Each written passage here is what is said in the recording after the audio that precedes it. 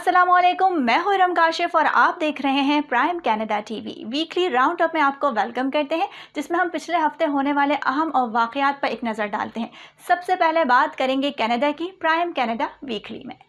Canadian हुकूमत का कहना है कि बहुत से अफगानों ने कनाडा के साथ अफगानिस्तान में शराकतदारी कायम की और जंग के अरसे में खुद को खतरे में डालकर कनाडा की हुकूमत के लिए काम करते रहे। अफगानिस्तान की बदलती हुई सूरत हाल के पेश नज़र अब उन अफगानों को शदीद खतरात लाहक हैं।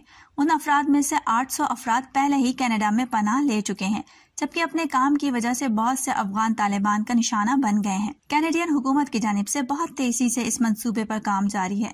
हुकूमत कनाडा की मदद करने वाले अफगान बाशिंदों को जल्द से जल्द अफगानिस्तान से निकालना चाहती है, जिन्होंने कनाडा के लिए अपनी जान को खतरे में डाला था। कनाडा के वजीर खारजा मार्क गार्नियो, वजीर दिफा हारजीत सजन और इमिग्रेशन, पनागुज़ीनों और शहरियत के वजीर ने इन अफगानों के लिए एक खुसूसी प्रोग्राम का ऐलान किया है। कनाडा की खुसूसी टीमें इस काम के लिए अफगानिस्तान में मौजूद हैं, जो इन अफगानों की मालूमात को जमा कर रही हैं, जिन्होंने कनाडा के लिए अपने आप को खतरे में डाला था। उन अफराद में कनाडा की फौज के साथ तर्जुमान, बावर्ची, ड्राइवर, सिक्योरिटी गार्ड और उन जैसे दीगर काम करने वाले अफगान बाशिंदे और उनके अहले खाना शामिल होंगे। उनको सिक्योरिटी क्लियरेंस और दुनिया भर में जारी कोरोना वबा के हवाले से जारी प्रोटोकॉल्स को पूरा करना होगा। I completely hear it in his voice, and we appreciate that, which is why we want to take as an inclusive and as an expeditious approach as we can. The three main areas that we're focusing on are locally engaged staff with our mission there, both current and historic. Interpreters, but not limited to interpreters. I really want to emphasize we're also going to be looking at other supports like the cooks and the cleaners who have helped over the years, as well as their families. And on this point, we are going to work very closely with DND and with GAC, Global Affairs, to try and really identify those people as quickly as possible. And I just want to make the point, we're talking about several thousand people, which we hope to resettle in Canada. We're going to do this swiftly and safely because we've got a moral obligation to do right by the Afghans that supported Canada over the years. जंगल की आग बुझाने वाले महकमे के हुकाम का कहना है कि सूबे में जारी आग में किसी नई आग का इजाफा नहीं हुआ है, मां सिवाय गैरिसन झील में लगने वाली आग, जो प्रिंसटन के जुनूब मगरिब में तकरीबन 33 किलोमीटर के फासले पर जल रही है। इस आग का साइज 450 एकड़ है और इस आग की वजह से मजीद 141 मकामात को इनखला के ऑर्डर जारी किए गए हैं। हफ्ते के रोज 100 मैक्सिकन फायर फाइटर्स और जुमे के रोज 160 कनाडा के मुसल्लह अफवाज के मेंबरान की आमद से सूबे में लगी जंगल की आग से लड़ने की कोशिशों को तक़वियत मिली है। टिमर ओंटारियो ने नमाज ईद के इज्तिमा में मुस्लिम कम्युनिटी को खुशखबरी सुनाई। उन्होंने कहा कि मुस्लिम ऑफिसर से मेरी बेटी की मंगनी गुज़िश्ता हफ्ते हुई, हम बहुत खुश हैं। डॉग फोर्ड ने कहा कि मुस्लिम पुलिस ऑफिसर से मंगनी करने वाली मेरी बेटी ने भी ईद मनाई। Friends, assalamu alaikum. I want to wish Muslim communities across Ontario and around the world a happy Eid al-Adha. Known as the Festival of Sacrifice, is a time for forgiveness, compassion, and self-reflection. Our Muslim community has championed these values throughout the pandemic with the leadership, community, spirit, and generosity. They've shown the true Ontario spirit. As you mark the end of Hajj, let us take time to remember all of life's blessings and to also support one another. I hope you and your families are surrounded by peace, joy, and good blessings. Eid मुबारक। वज़ीर आज़म Justin Trudeau, अनोख रहनुमा और साबिक सिफारतकारों ने मलिका की नुमाइंदे के लिए Mary Simon का नाम तजवीज़ किया था। उनको जूली पार्टी की जगह पर तैनात किया गया है, जिन्होंने जनवरी में इस्तीफा दे दिया था। जस्टिन ट्रूडो भी उन चंद अफराद में शामिल थे जिन्हें इस तकरीब में शिरकत की इजाज़त दी गई थी। कोरोना वबा की वजह से मास्क लगाने की पाबंदी के साथ महदूद तादाद में मेहमानों को बुलाया गया था। सेनेट की इमारत में साइमन का पुरतपाक इस्तकबाल किया गया। साइमन ने अपनी पहली तकरीर में मफाहिमत और नौजवानों के उमूर पर तवज्जो देने, माहौलियाती तब्दीली और माशरे की बेहतरी के लिए काम करने के हवाले से बात की।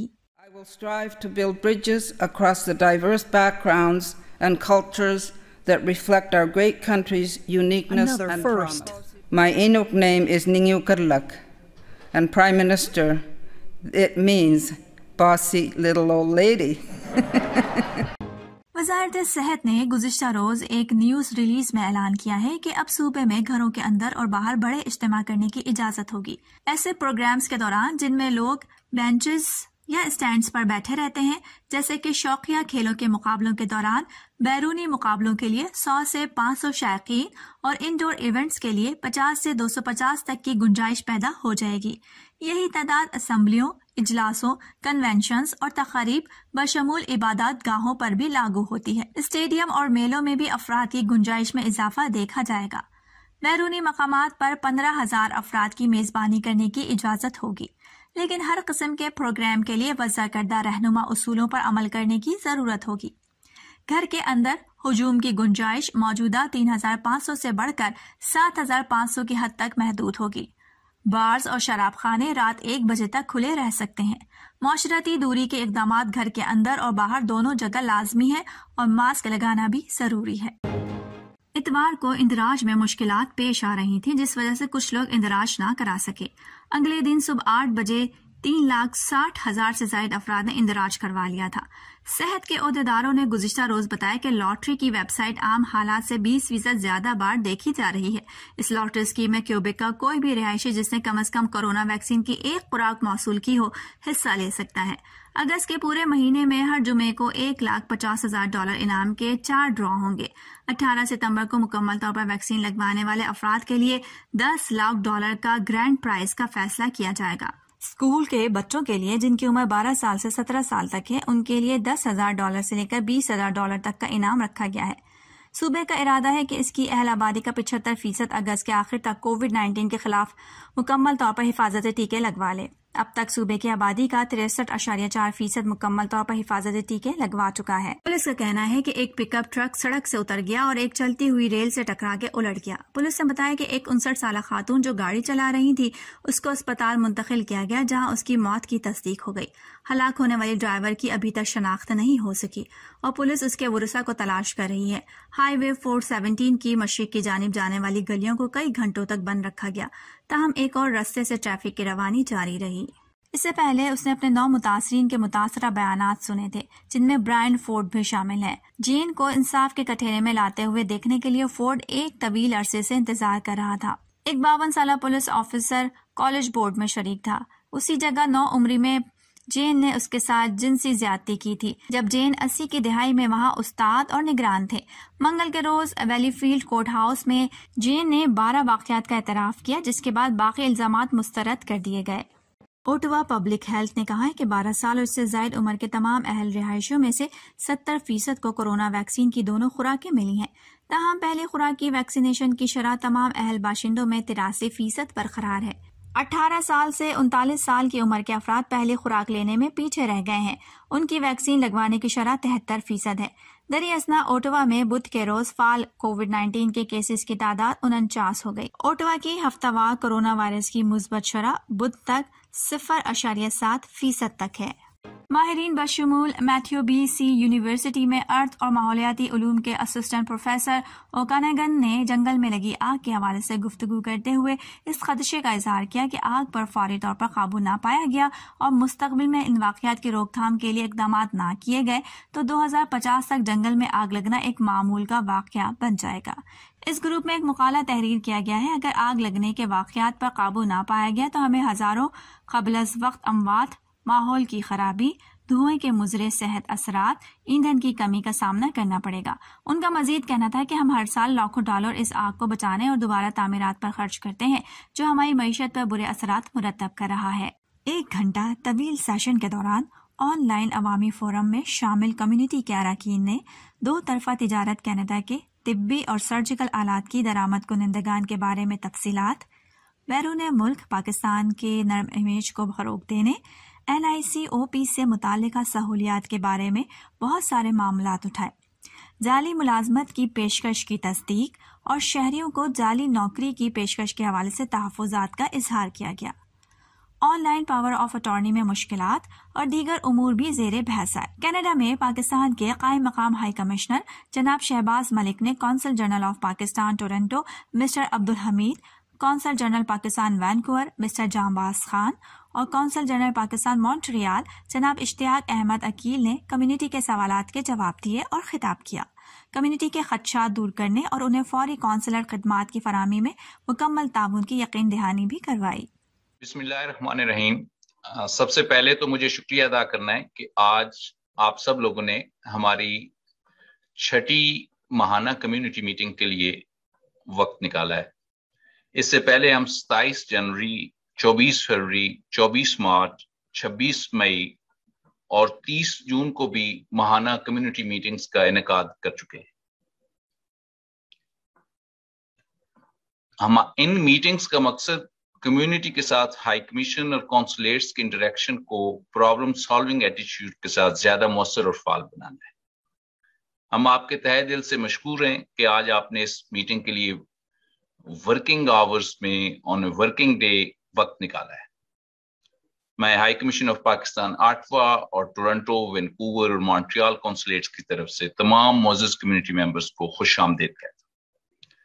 آج ہم کینیڈا میں موجود پاکستانی سفارت خانے اور کونسلیٹس کی مہیا کردہ سروسز پر بات کریں گے.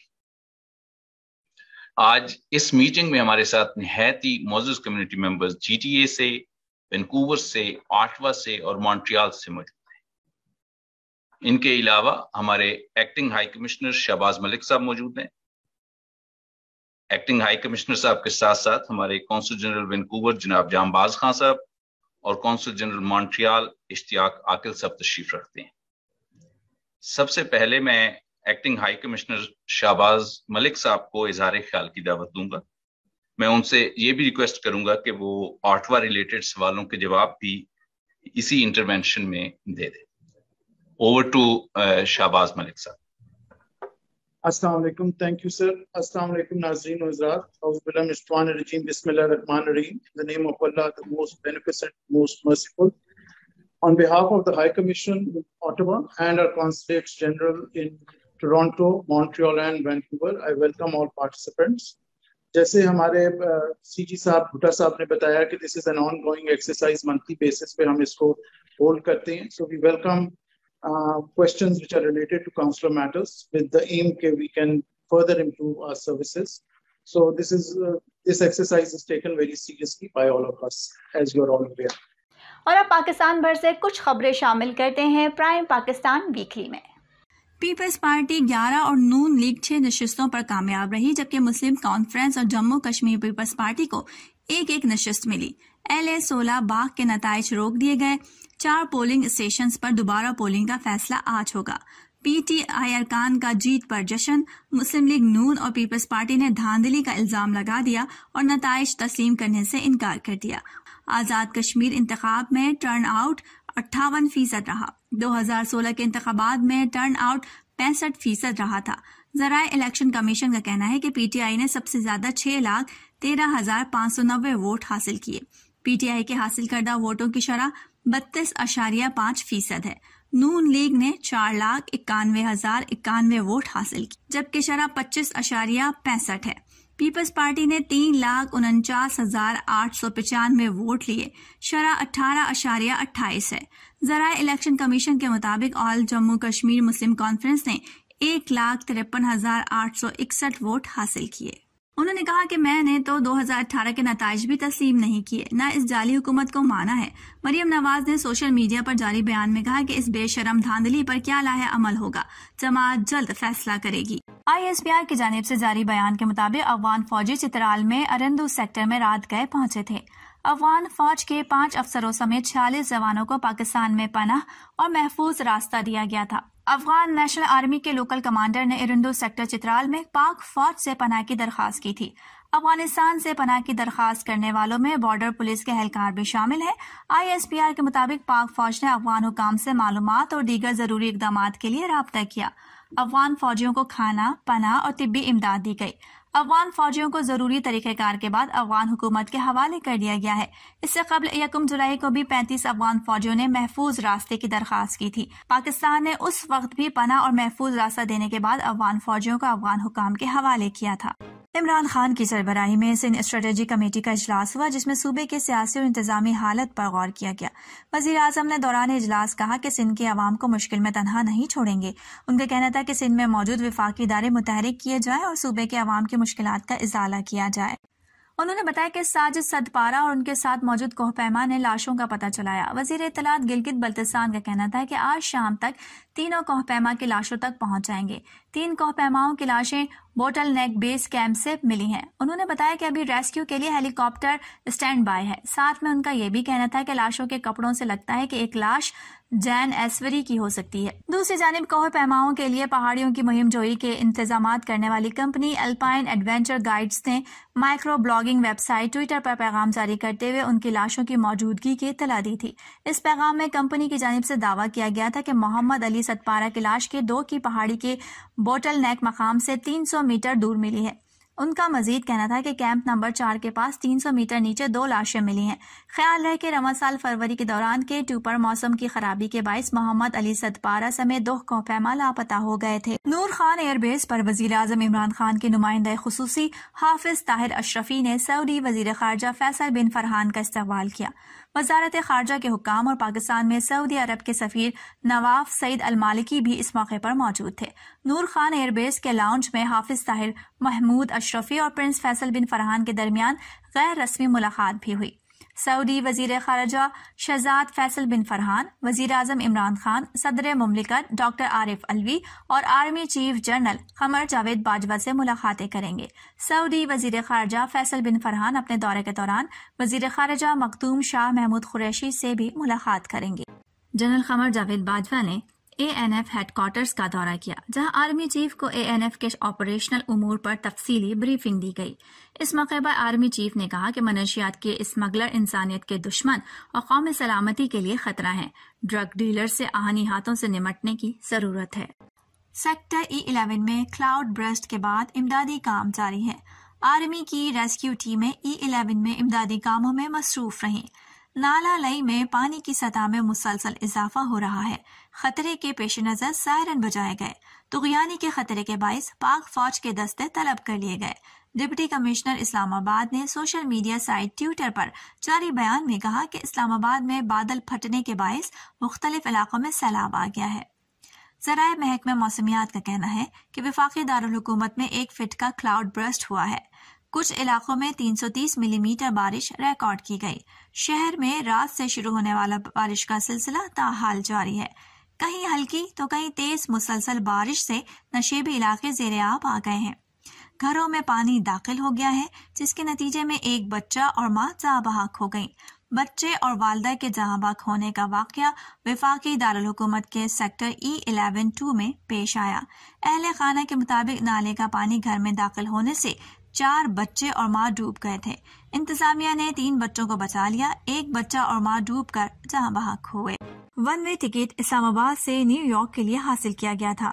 ذرائع کے مطابق نور مقدم قتل کے ملزم کا ٹکٹ ایک ٹریول ایجنسی سے بک کرایا گیا تھا۔ اس کی صبح 3:50 پر فلائٹ تھی۔ ذرائع کے مطابق ملزم نے 18 جولائی کو دن 12:59 پر ایئرپورٹ جانے کے لیے ٹیکسی بک کرائی۔ ذرائع کے مطابق ملزم رات 2:15 بجے نور مقدم کے ساتھ گھر سے باہر آیا۔ مقتولہ اس وقت ننگے پاؤں تھی۔ ٹیکسی ڈرائیور رات 2:20 پر ظاہر جعفر اور نور مقدم کو لے کر ایئرپورٹ روانہ ہوا۔ کلثوم انڈر پاس کے قریب پہنچنے پر ملزم نے ٹیکسی ڈرائیور کو واپس گھر چلنے کو کہا۔ ذرائع کے مطابق ڈرائیور نے واپسی کی وجہ پوچھی تو ملزم نے کہا کہ ہم ایئرپورٹ نہیں پہنچ سکتے ہیں کیونکہ ہم لیٹ ہیں۔ ٹیکسی ڈرائیور نے گاڑی موڑ لی اور 2:35 پر ملزم ظاہر جعفر اور نور مقدم کو گھر واپس پہنچا دیا۔ ذرائع کے مطابق ملزم نور مقدم کو ٹیکسی ڈرائیور کے سامنے سامان سمیت گھر کے اندر لے گیا۔ اس دوران نور مقدم خاموش رہی اور ننگے پاؤں گاڑی سے اتر کر گھر میں داخل ہوئی۔ انہوں نے بتایا کہ جو ٹرک جہاز کو نکالنے پہنچا تھا وہ خود خراب ہو کر پورٹ پر کھڑا ہو گیا ہے۔ مشیر میری ٹائم کا مزید کہنا تھا کہ جہاز کے مالک نے جہاز کے معاملات دیکھنے کے لیے اپنا ایجنٹ مقرر کر دیا ہے۔ ریت سے نکالنے کے دوران جہاز کو کوئی نقصان پہنچا تو ذمہ داری کمپنی کی ہوگی۔ مسلسل درجہ حرارت میں اضافے کے باعث گلیشیئرز میں بننے والی جھیلوں کے پھٹنے کا خدشہ ہے۔ محکمہ موسمیات کے مطابق زیادہ درجہ حرارت سے گلگت بلتستان اور چترال کے کچھ علاقوں میں گلیشیئرز پھٹنے سے سیلاب آ سکتا ہے۔ مقامی آبادی کو الرٹ رہنے کی ہدایت جاری کر دی گئی ہے۔ محکمہ موسمیات کا کہنا ہے کہ متعلقہ حکام کو حفاظتی اقدامات کرنے کی ہدایت کر دی گئی ہے۔ عتاباد جھیل کی طرز کا ایک اور واقعہ ہو سکتا ہے۔ بحرین میں مقیم پاکستانی برادری سے خطاب کرتے ہوئے شاہ محمود قریشی کا کہنا تھا کہ خارجہ پالیسی میں بنیادی تبدیلی کی بنیاد رکھ دی گئی ہے۔ انہوں نے کہا کہ معاشی استحکام کے بغیر خارجہ پالیسی کے مقاصد حاصل نہیں کیے جا سکتے۔ پاک فوج کے شعبہ تعلقات عامہ ISPR کے مطابق اس تقریب میں چین کے سفیر نونگ رونگ سمیت سفارتی حکام بھی شریک ہوئے۔ اس موقع پر army chief general Qamar Javed Bajwa نے کہا کہ علاقائی امن و سلامتی کے لیے پاک چین شراکت کی اہمیت بڑھتی جا رہی ہے۔ ان کا یہ بھی کہنا تھا کہ ہمارا ماضی اور حال گواہ ہے کہ کسی چیلنج سے نہیں گھبرائے۔ پچھلا ہفتہ اسپورٹس کی دنیا میں کیسا رہا، جانتے ہیں پرائم اسپورٹس ویکلی میں۔ امریکہ اور چین کے طلائی تمغوں کی تعداد 9 ہے، لیکن مجموعی تمغوں کے اعتبار سے امریکہ کی دوسری اور چین کی تیسری پوزیشن ہے۔ ٹوکیو اولمپکس میں خواتین بیڈمنٹن کے سنگلز ایونٹ میں پاکستان کی ماہور شہزاد کو ایک مرتبہ پھر شکست کا سامنا کرنا پڑا ہے۔ ٹوکیو اولمپکس کے ویمن بیڈمنٹن مقابلوں میں پاکستان کی نمائندگی کرنے والی ماہور شہزاد ویمن سنگلز میں اپنا دوسرا میچ بھی ہار گئیں۔ ماہور شہزاد کو دوسرے گیم میں 14-21 سے شکست ہو گئی۔ میچ میں ماہور شہزاد کی شکست کا اسکور 14-21 اور 14-21 رہا۔ اس سے قبل پہلے میچ میں ماہور شہزاد کو جاپان کی یاماگوچی نے اسٹریٹ سیٹ میں شکست دی تھی۔ میچ میں یاماگوچی کی جیت کا اسکور 3-21 اور 8-21 رہا تھا۔ شاہ حسین شاہ کی ٹوکیو اولمپکس میں مصر کے رمضان درویش کے ساتھ پہلی فائٹ تھی۔ پاکستان کے شاہ حسین شاہ پہلی فائٹ میں ناکام رہے۔ مصر کے رمضان درویش نے پاکستان کے ٹاپ جوڈو کا شکست دے دی۔ اس سے قبل ٹوکیو اولمپکس میں پاکستان کی ماہور شہزاد کا سفر ختم ہو چکا ہے۔ کینیڈا کی ٹیم آغاز سے ہی سب سے آگے رہی۔ چاندی کا تمغہ جیتنے والا نیوزی لینڈ ان کو پکڑنے میں ناکام رہا اور پوری دوڑ میں 1 سیکنڈ سے پیچھے رہ گیا۔ چین کانسی کے تمغے کے لیے آسٹریلیا کو باہر کرنے میں کامیاب رہا۔ کشتی رانی کرنے والی کینیڈا کی اس ٹیم کو فائنل میں پہنچنے کے لیے سخت محنت کرنا پڑی۔ کوالیفائنگ راؤنڈ میں کینیڈا کی ٹیم دوسرے نمبر پر رہی۔ لندن میں 2012 کے کھیلوں میں خواتین کے 8 رننگ ایونٹ میں کینیڈا کا آخری میڈل چاندی کا تھا۔